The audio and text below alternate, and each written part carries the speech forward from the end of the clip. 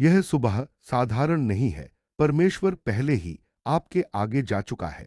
जहां आप स्वयं को कमजोर महसूस करते हैं, वहां वह आपकी सामर्थ्य तैयार कर रहा है। जहां कोई रास्ता नहीं था, वहां वह द्वार खोल रहा है। और जहां कभी भय था, वहां वह अपनी शांति स्थापित कर रहा है। आज इस बात का प्रमाण है कि उसकी दया ने आपको फिर से उठने, विश्वास करने और उसके उद्देश्य में चलने का एक और अवसर दिया है। हे स्वर्गीय पिता, इस नए सुबह के लिए आपका धन्यवाद। यह सुबह केवल एक और दिन नहीं है, बल्कि यह आपकी दया, आपके प्रेम और आपकी विश्वासयोग्यता का जीवित प्रमाण है। जब मेरी आंखें खुली, तो यह मेरी सामर्थ्य से नहीं, बल्कि आपकी कृपा से खुली, जैसा कि आपका वचन कहता है। यहोवा की करुणा से हम नाश नहीं हुए, क्योंकि उसकी दया कभी समाप्त नहीं होती। वे प्रति भोर नई होती हैं। विलाप गीत 3:22-23। प्रभु, आज की इस सुबह में मैं अपने पूरे जीवन को आपके हाथों में सौंपता हूं। मेरे विचार, मेरे निर्णय, मेरे कदम और मेरे शब्द सब आपके नियंत्रण में हों। मेरे आगे चलिए प्रभु, क्योंकि आपका वचन कहता है, यहोवा स्वयं तेरे आगे आगे चलेगा।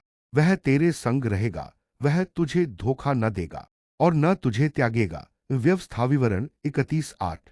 हे पिता, यदि आज मेरे सामने चुनौतियां आए, तो मुझे डरने न दीजिए। यदि परिस्थितियां कठिन हों, तो मुझे कमजोर न होने दीजिए। मुझे याद दिलाइए कि मेरी सामर्थ्य मेरी परिस्थितियों से नहीं, बल्कि आपसे आती है। जैसा कि लिखा है, मैं उस मसीह के द्वारा सब कुछ कर सकता हूं, जो मुझे सामर्थ्य देता है। फिलिपियों 4:13। प्रभु, आज मेरे मन को अपनी शांति से भर दीजिए। किसी भी चिंता, किसी भी भय, किसी भी नकारात्मक विचार को मेरे अंदर स्थान न लेने दीजिए, क्योंकि आपका वचन कहता है, किसी बात की चिंता मत करो, परंतु हर बात में तुम्हारे निवेदन, प्रार्थना और विनती के द्वारा धन्यवाद के साथ परमेश्वर के सम्मुख उपस्थित किए जाए। तब परमेश्वर की शांति, जो सारी समझ से परे है, तुम्हारे हृदय और तुम्हारे विचारों की रक्षा करेगी। फिलिपियों 4:6-7। हे प्रभु, आज मुझे सही मार्ग पर चलाइए। यदि मेरे सामने कई रास्ते हों, तो मुझे वही मार्ग चुनने की बुद्धि दीजिए, जो आपकी इच्छा के अनुसार हो, जैसा कि आपका वचन कहता है।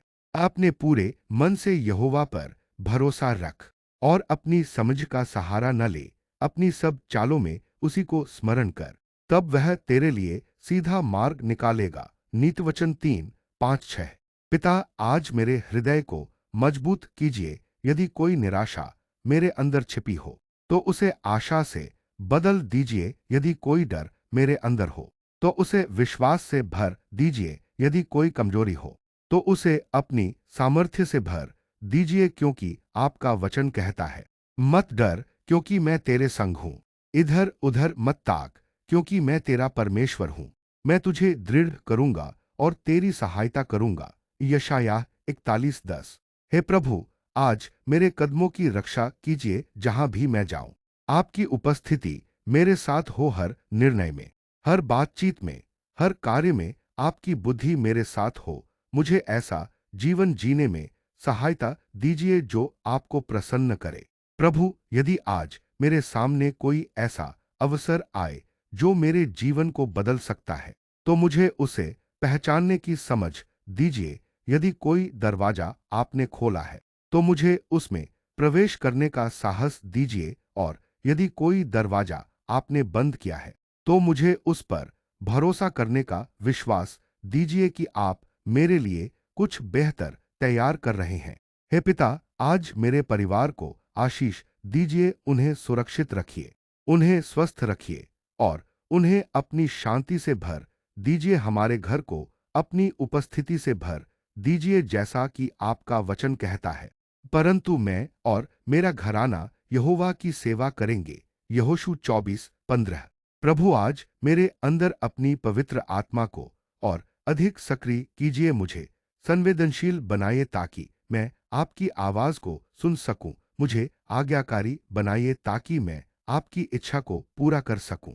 आज का यह दिन आपके हाथों में है प्रभु। मेरा भविष्य आपके हाथों में है।